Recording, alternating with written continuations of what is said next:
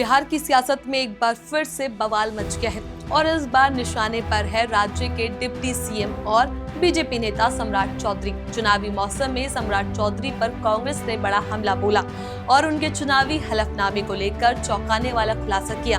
कांग्रेस प्रवक्ता सुप्रिया श्रीनेत ने दावा किया कि सम्राट चौधरी ने अपने एफिडेविट में न सिर्फ गलत जानकारी दी बल्कि अपनी उम्र भी छुपाई है। सुप्रिया ने सोशल मीडिया पर वीडियो जारी करते हुए कहा कि बीजेपी बिहार में जादू से उम्र घटा रही है। सवाल अब सिर्फ सम्राट चौधरी की उम्र का नहीं बल्कि उनकी साख और ईमानदारी पर भी उठ रहा है। क्या वाकई बिहार बीजेपी का डबल इंजन झूठ के सहारे चल रहा है और क्या चुनाव आयोग ने इतनी बड़ी गलती को नजरअंदाज कर दिया? आज के इस वीडियो में हम आपको दिखाएंगे वो सबूत, वो आंकड़े और वो बयान जिससे बिहार की सियासत में एक नया तूफान फूट गया है। नमस्कार, आप देख रहे हैं द हिंदी टॉप। आपके साथ मैं हूं चेष्टा नागर। मामला सम्राट चौधरी के चुनावी हलफनामे का है जिसमें उन्होंने अपनी उम्र को लेकर विरोधाभासी जानकारी दी। कांग्रेस की राष्ट्रीय प्रवक्ता सुप्रिया श्रीनेत ने एक पोस्ट और वीडियो जारी करते हुए कहा, बीजेपी बिहार में जादू से उम्र घटा रही है। ऐसे में देखना है कि चुनाव आयोग क्या करता है। 1995 में तारापुर हत्याकांड में सम्राट चौधरी ने लिखित एफिडेविट देकर अपनी उम्र 15 साल बताई थी। इसी आधार पर उन्हें बेल मिली थी। तो अब आगे आप सुनिए सुप्रिया श्रीनेत ने क्या कहा। कमाल की बात यह है कि बीजेपी बिहार में जादू से उम्र घट बढ़ रही है और अब चुनाव आयोग क्या करता है यह देखना जरूरी होगा।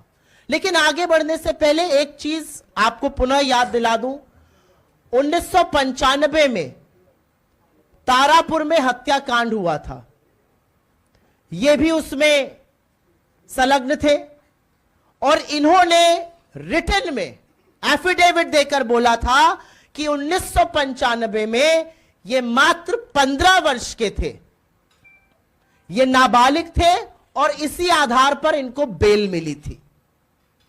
तो 1981 में पैदा हुए थे, ये इन्होंने खुद माना जब इनको तारापुर हत्याकांड में बेल चाहिए थी। 1968 के हो गए जब इनको चुनावी एफिडेविट बढ़ना था, 1968 में पैदा हो गए। उस दौरान उन्होंने लिखित में यह भी दिया था कि राकेश कुमार, सम्राट चौधरी के बड़े भाई Rohit Kumar Birla institute of technology में पढ़ रहे थे। 1999 में उनकी उम्र 22 साल थी, ये उनसे छोटे थे, तो ये 25 के कैसे थे 1999 में? ये जो गुत्थी है ये महामानव और उनके सम्राट ही सुलझा सकते हैं। और जैसा कि मैंने कहा, 2010 के हलफनामे में उन्होंने अपने आप को 28 साल का बताया था। तो आप में से कोई भी हाथ उठाकर यह बता दे कि अगर आप 2010 में 28 साल के थे तो 15 साल बाद तो आप 43 या 44 के ही होंगे। या ये कौन सा जादू है कि 2010 के हलफनामे में 28 का व्यक्ति 2025 के हलफनामे में 56 का हो जाता है और चुनाव आयोग आंखों पे पट्टी बांधकर चुपचाप सो रहा है। लेकिन यह सिर्फ सम्राट चौधरी की बात नहीं और यही मूल मुद्दा इस प्रेस कॉन्फ्रेंस का है। यह सम्राट चौधरी के फर्जीनामे की बात नहीं है, फर्जीवाड़े की बात नहीं है, ठगी की बात नहीं है। यह नरेंद्र मोदी और अमित शाह की ब्रांड ऑफ पॉलिटिक्स, उनकी राजनीति, उनका फर्जीवाड़ा, उनका झूठ, उनकी धोखेधड़ी, उनकी ठगी का परिचायक है। ये काम, ये brand of politics Narendra Modi और अमित शाह लगातार करते हैं। ये उनकी नीति निर्माण का भी मूलभूत आधार है। ये जो तथाकथित डबल इंजन की सरकार है, ये फर्जीवाड़े और झूठ के आधार पर चल रही है और ये हम आपको साक्ष्य के साथ इन्हीं के हलफनामों से, इन्हीं के एफिडेविट से, सुप्रीम कोर्ट के जजमेंट से आपको बता रहे हैं। बिहार जो तप और तर्पण और त्याग, तपस्या की भूमि है, बिहार जिसकी दुनिया में ख्याति ईमानदारी, कर्मठता, ज्ञान को लेकर है, वहां पर इस तरह का फर्जीनामा, फर्जीवाड़ा नरेंद्र मोदी और अमित शाह के सिपा सालार सम्राट चौधरी कर रहे हैं। और सारा झूठ जानते हुए भी नरेंद्र मोदी और अमित शाह ने अपनी आंखों पर पट्टी बांधी हुई है, मोटी चमड़ी कर ली है और मुंह में दही जमाए हुए हैं। इस पर कोई कार्रवाई नहीं की जा रही है। मैं आपसे पूछना चाहती हूं, अगर एक आम आदमी अपनी उम्र को 1 या 2 साल भी इधर उधर कर दे तो क्या एक्शन होगा प्रशासन का उसके खिलाफ? क्या करेगी सरकार? क्या करेगी यूनिवर्सिटी? क्या उसको नौकरी मिलेगी? क्या उसकी नौकरी बरकरार रहेगी? नहीं रहेगी। लेकिन यहां पर अपनी उम्र को साल दर साल इधर उधर करने वाले व्यक्ति को अध्यक्ष घोषित कर दिया जाता है, उसको उप मुख्यमंत्री बनाया जाता है। अब वो उम्मीदवार है और बीजेपी उसके खिलाफ कोई एक्शन नहीं ले रही है। इस पूरे मामले में बीजेपी क्या करती है यह देखना होगा, चुनाव आयोग क्या करता है यह देखना होगा और तुरंत कानूनी कार्रवाई होनी चाहिए।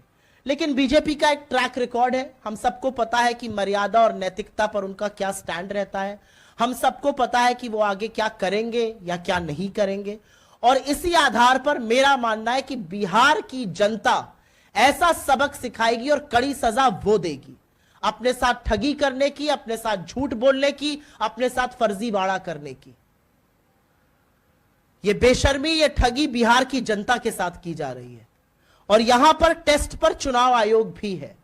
चुनाव आयोग से यह पूछना रहेगा कि उच्चतम न्यायालय जिसका जजमेंट है 16 अक्टूबर 2003 का, और अपने जजमेंट के अंतिम पैराग्राफ में यह कहते हैं सुप्रीम कोर्ट का जजमेंट कि इसकी कॉपी चुनाव आयोग भी भेजी जाए और बिहार की लेजिस्लेटिव असेंबली के स्पीकर के पास भी भेजी जाए। राजनीतिक जानकारों का मानना है कि ये मामला चुनाव के बीच बीजेपी की छवि पर बड़ा सवाल खड़ा करता है। बिहार में पहले ही एनडीए और महागठबंधन के बीच मुकाबला खड़ा है। ऐसे में अगर सम्राट चौधरी जैसे बड़े चेहरे पर झूठ बोलने का आरोप साबित होता है तो विपक्ष को बड़ा हथियार मिल सकता है। अब पूरा देश ये देखने में लगा है कि क्या चुनाव आयोग इस मामले में कोई कदम उठाएगा या फिर ये भी बिहार की राजनीति का एक और सस्पेंडेड केस बन जाएगा। तो बिहार की राजनीति में जहां एक तरफ रैलियों और नारों की गूंज है, वहीं अब सम्राट चौधरी के हलफनामे ने सियासत की दिशा ही बदल दी है। क्या सच में बीजेपी नेता ने अपनी उम्र छुपाई? क्या शुक्रिया सुनेत के लगाए आरोपों में सच्चाई है या ये सब सिर्फ चुनावी राजनीति का एक नया पैतरा है? सवाल तो बहुत है लेकिन जवाब फिलहाल किसी के पास नहीं। बस अब निगाहें टिकी है चुनाव आयोग पर, जो ये तय करेगा कि बिहार की राजनीति में सच्चाई की उम्र कितनी है। इस पूरे मुद्दे को लेकर आपका क्या कुछ कहना है, अपनी राय हमें नीचे कमेंट बॉक्स में जरूर बताएं। ऐसी और भी वीडियोस के लिए आप हमारे चैनल द हिंदी टॉप को सब्सक्राइब कर लें। इसके अलावा आप हमें एक्स, फेसबुक और इंस्टाग्राम पर भी फॉलो कर सकते हैं।